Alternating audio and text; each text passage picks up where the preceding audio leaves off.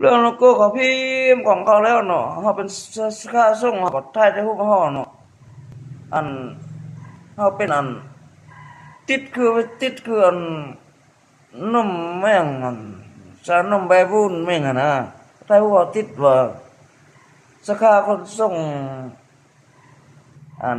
สินค้าตัวนี้อะนะติดรูปติดอยู่เสื้อก็ได้นะติดอยู่ผ้าบนเขาใครบอกดูว่าบนว่างตัวหนังสือเขาอะนะอันนั้นเพื่อว่าเขาพูดว่าอยู่ลาวมันผู้ใดส่งอะนะหน้าตาของผู้ใดอันนั้นก็ซ้ำว่าเป็นของเฮาหุ้นส่วนของเขาอะนะอันนี้เขาก็เขาส่งอยู่เมืองลาวเขาก็เป็นสาขาแปลว่าค้ำประกันนะเด้ลองสินค้ามีคุณภาพหรือว่าได้ขายดีบ่สินะอันนั้นโอ้ก็สิมีชื่อมีเสียงแด้โลโก้ของเขาก็สิมีแต่รูปเขาส่วนเจ้าของโรงงานเนาะชื่อบริษัทแม่งนั่น